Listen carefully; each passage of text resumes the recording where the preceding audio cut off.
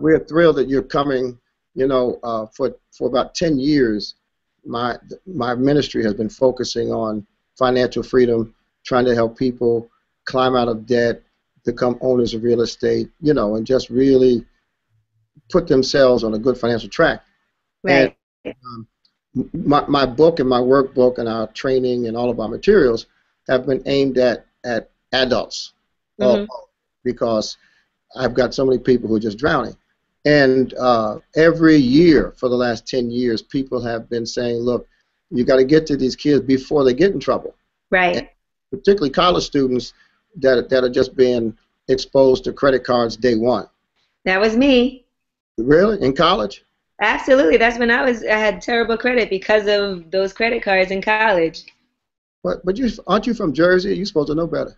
Well, I'm from Brooklyn. I lived in Jersey. I definitely didn't know better.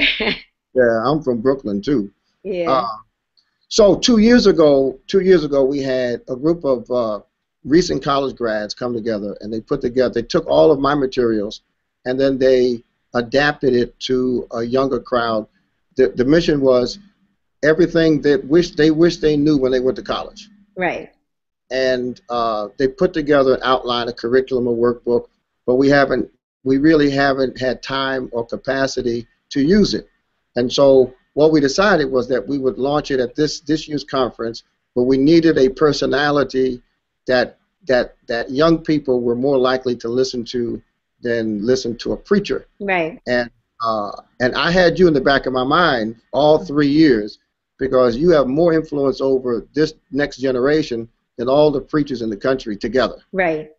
I But I didn't know your story. And one day I just happened to be listening to the Breakfast Club as best I could, and I heard you talking about this credit card thing that you overcame, right. and I said, oh my God, she is the one.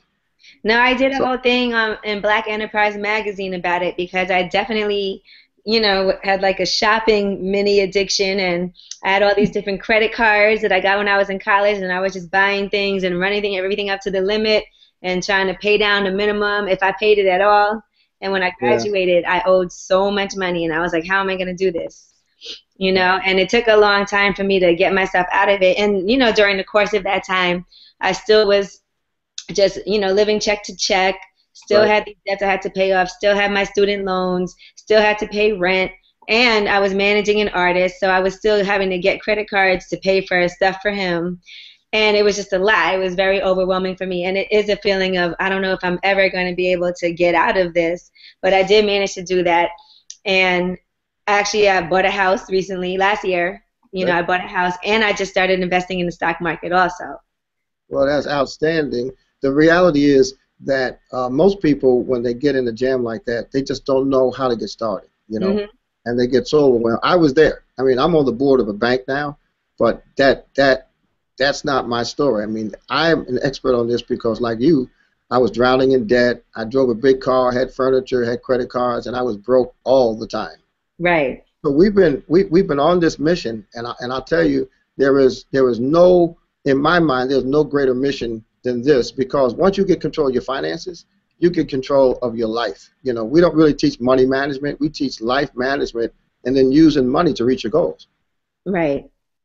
And I think it was important because it wasn't something that I learned from my parents. Like my mom still has terrible credit and all this debt that she has to get rid of. It was something that I really had to teach myself.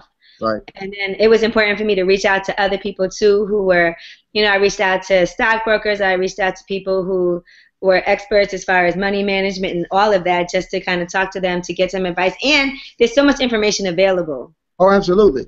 Our problem is not a lack of information. Our problem is connecting the information to Right. people who need it. For instance, in my book, I talk about how I changed. I did what you did. I stopped listening to like BLS and some other stations that I won't mention, and I went down to the opposite end of the dial, and there were shows about money on the Right. radio for free, and people Exactly. call in, and you get information. The newspapers. I mean, there is information available.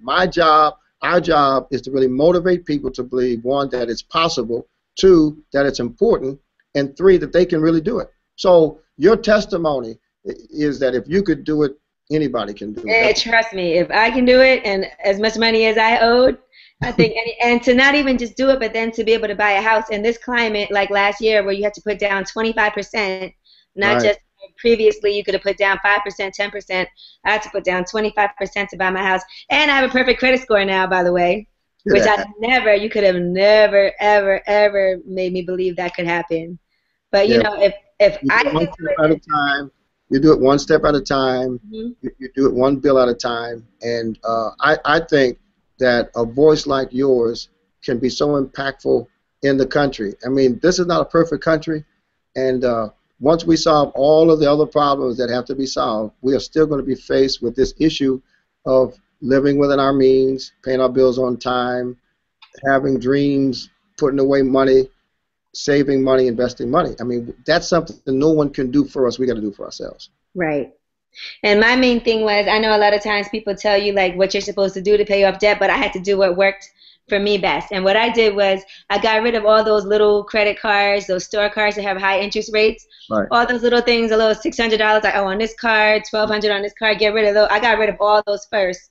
So when it came down to the end, I just had one bill to pay instead of having to pay all these different, bills over here and over there. I just was like, let me get rid of all the smaller debts first because it's overwhelming when you get like 12 bills in the mail. It So it is. was way easier And, for me and by that's the time I got to exactly one. that is exactly the method, the strategy that we choose. And you have to do what's best for you. But Hmm. that strategy we find is manageable. You know, you have small victories. When you pay off one $600 bill and it's gone, you have a feeling of victory and possibility. We Right. actually there's a term for that. It's actually called the snowball method. And so we teach the snowball method. You start small, you go to the next largest one until you get to the big ones, and then you just pay as much as you can, as often as you can. Right. So Perfect. let me ask you this: in your presentation, do you prefer just grabbing the mic and telling your story? Do you prefer an interview style with somebody? Will I chat with you? Do you want to do Q&A? How do you want to? We want to do this in a way that makes it completely comfortable for you. I would like if we can chat, and then I would love to take questions. If Hmm. anybody has questions, I have no problem with that. I'm very open about my whole situation. So Yeah. So how often have you done this? I mean, where have you been doing these kinds of presentations? I haven't really done anything about finances too much. I know people ask me about it a lot, but it's never been focused on that. A lot of times I've done things like for women's empowerment, and I Right. do things where I talk to college students, but it's never been strictly about finances. And it's a good time for me because, I did just invest in a few different things, and I have a mentor now, Charles Payne, who talks to me about investing and kind of gives me some guidance to teach me about things that I never knew before, and it's exciting for me. So I would be really happy to start talking about that. So this is the first. Yes, the first that's only about finances. Wow, I'm honored. And what about in church? What about what do you do a lot of talking in churches? I've done a couple, like in Newark, I did, and I did something in Brooklyn recently also. Well, listen, we're honored to have you. I can't tell you how excited the young people are. Um, the brother that owns allhiphop.com, Chuck Creekmore. I love Chuck. Yeah, he's a member of my church, so he'll be. Okay. Yeah, he'll be. He loves you too, by the way. Yeah, that's great. We've known each other since we all came up together, kind of. So, He told yeah. me that. And anything we can do to help you after this is over, we're happy to do it. Anytime a young person like yourself is willing to use your name recognition, your celebrity, your market penetration for something that's redemptive and positive, that's like gold for us. I'm glad you think I'm young. You are young, trust me. You are young. All right, we'll trade driver's licenses when you get. You see how young you are.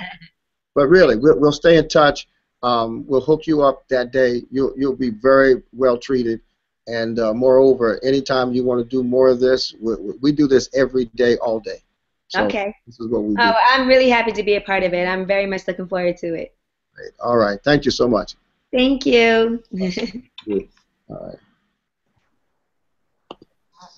right.